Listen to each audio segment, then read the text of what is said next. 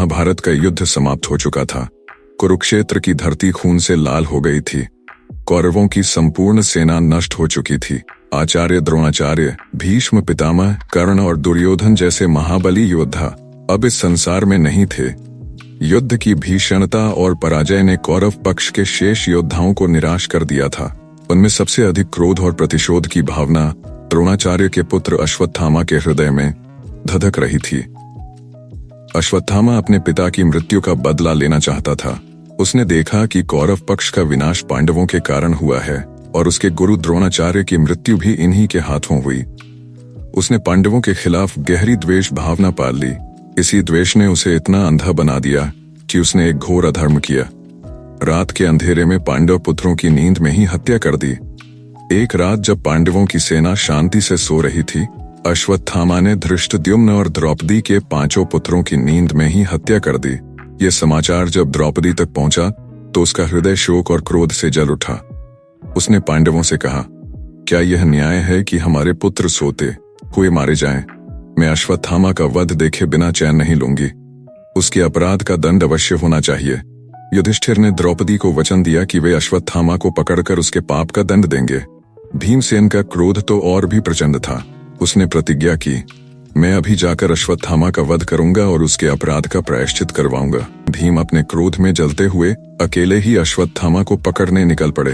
भगवान श्री कृष्ण ने देखा कि भीम बिना किसी योजना के निकल गए हैं, तो उन्होंने युधिष्ठिर से कहा, राजन, आपके भाई भीमसेन अश्वत्थामा का वध करने के लिए अकेले ही निकल पड़े हैं। लेकिन क्या आप जानते हैं कि यह कितनी बड़ी भूल है? अश्वत्थामा कोई साधारण योद्धा नहीं है। वह आचार्य द्रोणाचार्य का पुत्र है और उसके पास वह ब्रह्मास्त्र है जो संपूर्ण पृथ्वी को भी भस्म कर सकता है। भीमसेन अगर बिना सोच समझे उससे भिड़ेंगे तो वे स्वयं संकट में पड़ सकते हैं। युधिष्ठिर चिंतित हुए।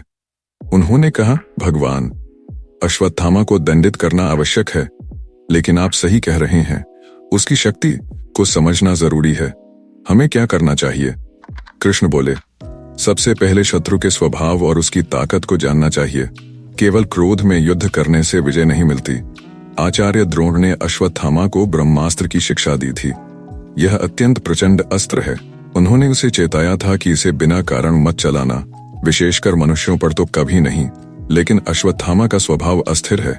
यदि वह अपने पिता की आज्ञा भूलकर ब्रह्मास्त्र का प्रयोग कर दे तो यह महायुद्ध से भी बड़ा विनाश कर सकता है। कृष्ण ने युधिष्ठिर को द्रोणाचार्य की बातों को याद दिलाया। आचार्य द्रोण अपने पुत्र की प्रवृत्ति को अच्छी तरह समझते थे। उन्होंने उससे कहा था, बेटा, यह ब्रह्मास्त्र दिव्य है। यह केवल धर्म के पक्ष में और संकट की चरम सीमा पर ही प्रयोग करना। इसे कभी भी क्रोध, अहंकार या प्रतिशोध में उपयोग मत करना।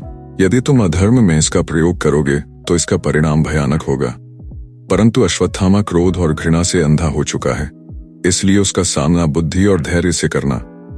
कृष्ण ने युधिष्ठिर को एक पुरानी घटना सुनाई। राजन, एक बार जब आप लोग वन में थे, अश्वत्थामा द्वारका आया था। वह वृष्णिवंशियों के साथ रहा और हमने उसका सत्कार किया। एक दिन वह मुझसे अकेले में मिला और बोला, कृष्ण, मेरे पिताजी ने जो ब्रह्मास्त्र प्राप्त किया था वैसा ही मेरे पास भी है, लेकिन मैं जानता हूं कि आप सुदर्शन चक्र जैसे दिव्य अस्त्र के स्वामी हैं। यदि आप मुझे अपना चक्र दे दें तो मैं अपना ब्रह्मास्त्र आपको सौंप दूंगा। उसकी यह बात सुनकर मैं मुस्कुराया और कहा, अश्वत्थामा, मेरे पास धनुष, गदा, शक्ति और चक्र सब कुछ है। तुम इनमें से जो उठाना चाहो उसे उठा लो, लेकिन ध्यान रहे, दिव्य अस्त्र को पाने के लिए केवल बल नहीं बल्कि धर्म और साधना की आवश्यकता होती है। कृष्ण ने सुदर्शन चक्र की ओर इशारा करते हुए कहा, यदि तुम सच में इसे पाना चाहते हो तो पहले इसे उठाकर दिखाओ। अश्वत्थामा ने पहले बाएं हाथ से चक्र उठाने का प्रयास किया, परंतु वह हिला भी नहीं। फिर उसने दाएं हाथ से पूरी ताकत लगाई, परंतु चक्र अपनी जगह से टस से मस नहीं हुआ। बार बार प्रयास करने के बाद भी जब वह इसे उठाने में असफल रहा तो वह थक कर बैठ गया। मैंने उससे कहा, अश्वत्थामा, यह चक्र कोई साधारण अस्त्र नहीं है। यह केवल शक्ति का प्रतीक नहीं बल्कि धर्म और संयम का प्रतीक है। केवल वही इसे धारण कर सकता है जिसके भीतर अटूट भक्ति, तपस्या और धर्म की दृढ़ता हो। अर्जुन इसका एक उदाहरण है। गांडीवधारी अर्जुन ने भगवान शंकर को प्रसन्न करके अनेक दिव्य अस्त्र प्राप्त किए हैं। वह देवताओं और मनुष्यों में सम्मानित है। यह चक्र अर्जुन, प्रद्युम्न या बलराम जैसे वीरों ने भी कभी मांगने की इच्छा नहीं की। फिर तुम इसे लेकर क्या करोगे? कृष्ण ने अश्वत्थामा को समझाते हुए कहा, शक्ति का अहंकार किसी के काम नहीं आता। तुम्हारे पास ब्रह्मास्त्र है, लेकिन क्या तुम उसके योग्य हो? ब्रह्मास्त्र का प्रयोग केवल धर्म और रक्षा के लिए होता है, न कि प्रतिशोध के लिए। यह सुदर्शन चक्र देवताओं और दानवों दोनों में पूजनीय है। यह शत्रु के विनाश के लिए तभी प्रयोग होता है जब कोई अन्य उपाय शेष न हो। अश्वत्थामा, तुम्हें यह जानना चाहिए कि असली शक्ति हथियारों में नहीं, बल्कि आत्म संयम और धर्म में है।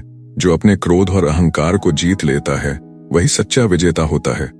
कृष्ण की बातें सुनकर भी अश्वत्थामा कुछ शांत नहीं हुआ। उसने कहा, कृष्ण, मैं आपका पूजन करता हूँ, लेकिन मैं युद्ध में अजय होना चाहता हूँ। यदि यह चक्र मुझे मिल जाए तो कोई भी मुझे परास्त नहीं कर सकता। यह शस्त्र ब्राह्मणों की भी रक्षा करता है, इसलिए मैं इसे पाने की जिद कर रहा हूँ। मैंने सुना है कि शत्रु को हराने के लिए केवल उसकी शक्ति नहीं, बल्कि उसके स्वभाव को भी समझना चाहिए।